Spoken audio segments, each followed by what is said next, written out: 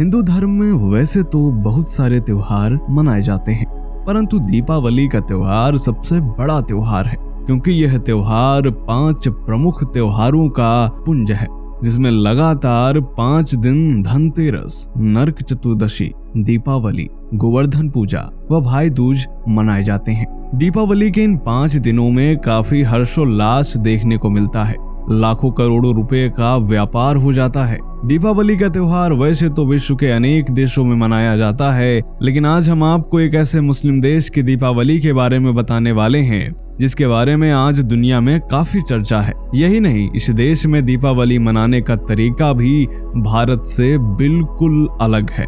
दोस्तों, दीपावली के अवसर पर ज्यादातर लोग एक दूसरे को कुछ उपहार देते हैं, परंतु इस दीपावली पर सऊदी अरब ने जो उपहार भारत को दिया है वह इतना खास है कि पाकिस्तान जलकर राख हो गया है। जहां भारतीय लोग खुशी मना रहे हैं तो वहीं पाकिस्तान रो रहा है। तो आखिर क्या है यह उपहार, यह भी अवश्य बताएंगे।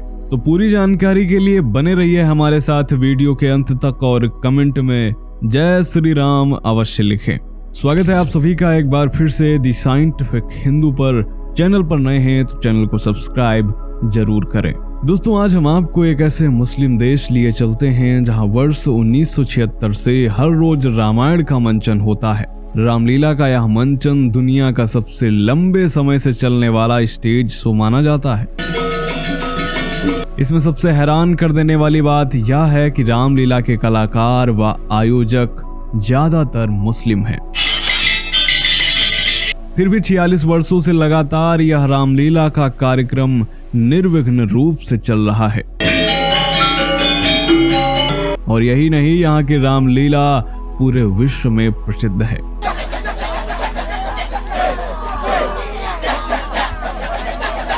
अब आप शायद समझ ही गए होंगे कि हम किस देश की बात कर रहे हैं। जी हाँ दोस्तों, हम बात कर रहे हैं इंडोनेशिया की। इंडोनेशिया के बारे में हम आपको पिछले कई वीडियोस में बता चुके हैं। इंडोनेशिया में मुसलमानों की आबादी भले ही काफी ज्यादा है, फिर भी यहाँ की संस्कृति में भगवान राम व महाकाल बसे हुए हैं। आपको जानकर आश्चर्य होगा कि इंडोनेशिया में मुस्लिम आबादी करीब 95% है। फिर भी यहाँ दीपावली का त्योहार काफी हर्षोल्लास के साथ मनाया गया। प्राप्त जानकारी के अनुसार दीपावली से पहले यहाँ के लोगों ने 30 दिनों तक का व्रत रखा। ऐसी मान्यता है कि यह व्रत लोगों को खुद को जानने, खुद पर नियंत्रण करने तथा खुद को बेहतर बनाने में मदद करता है। दीपावली का त्योहार जैसे जैसे नजदीक आता है, यहाँ पर लोग अपने घरों को पेंट करवाते हैं, शानदार सजावट करते हैं। 3 दिनों तक घरों में दीपक जलाए जाते हैं। दीपावली की रात भगवान का पूजन होता है। लोग अपने से बड़ों से आशीर्वाद लेते हैं। दोस्तों, इंडोनेशिया में दीपावली वाले दिन सुबह से ही घर में रौनक शुरू हो जाती है। यहाँ के लोग सुबह जल्दी नहाकर परिवार के साथ मंदिर जाते हैं। मंदिर जाकर यह लोग अपने अहम को दूर करने तथा किए हुए पापों के लिए क्षमा मांगते हैं। दीपावली की रात यहाँ के लोग जमकर आतिशबाजी करते हैं और इस बार भी यहाँ के लोगों में कुछ ऐसा ही दिखा।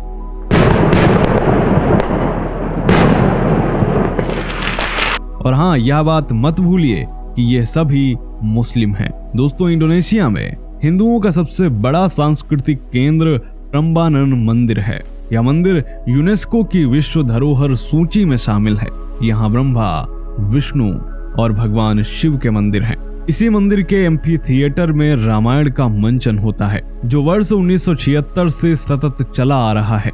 दोस्तों, दीपावली को इंडोनेशिया की स्थानीय भाषा में गलुंगन कहा जाता है। 30 दिनों तक चलने वाले इस पर्व को अधर्म पर धर्म की जीत के तौर पर मनाया जाता है। दोस्तों, इंडोनेशिया एक मुस्लिम राष्ट्र भले ही है, फिर भी यहाँ के लोग रामायण पर बहुत विश्वास रखते हैं। आपको जानकर आश्चर्य होगा कि यहाँ हिंदुओं की धार्मिक शिक्षा में रामायण को अनिवार्य रूप से शामिल किया गया है, जिसमें यह प्राथमिक, माध्यमिक और उच्च शिक्षा का भी हिस्सा है। यहाँ के बहुसंख्यक मुस्लिम अपने पूर्वजों के त्योहार दीपावली को गर्व के साथ मनाते हैं। हालांकि तबलीगी जमात के दबाव में अब कुछ लोग इससे किनारा करने लगे हैं।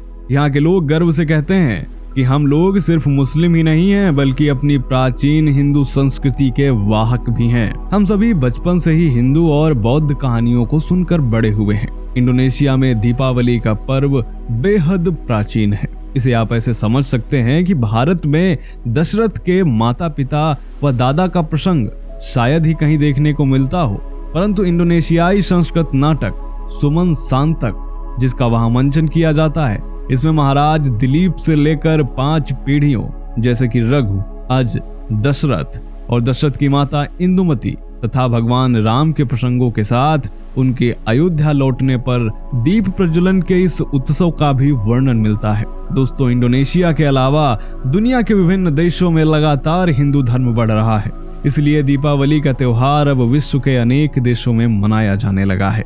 परंतु इस बार सऊदी अरब ने भारत को दीपावली पर सबसे बड़ा उपहार दिया है।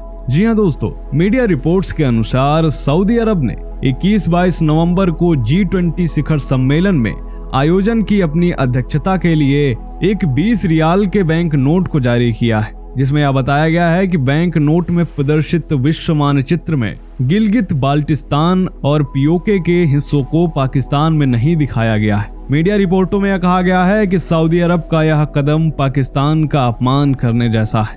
दोस्तों, पीओके कार्यकर्ता अमजद अयूब मिर्जा ने बुधवार को ट्वीट करके यह जानकारी शेयर की और बताया कि सऊदी अरब ने पाकिस्तान के कब्जे वाले कश्मीर और गिलगित बाल्टिस्तान को पाकिस्तान के नक्शे से हटा दिया है। उन्होंने इसकी एक तस्वीर भी ट्वीट की जिसमें कैप्शन दिया कि भारत के सऊदी अरब का दीपावली गिफ्ट पाकिस्तान के नक्शे पर गिलगिट बाल्टिस्तान और कश्मीर को हटाता है। अर्थात अब सऊदी अरब ने भी मान लिया है कि गिलगिट बाल्टिस्तान और पीओके भारत का ही अखंड हिस्सा है।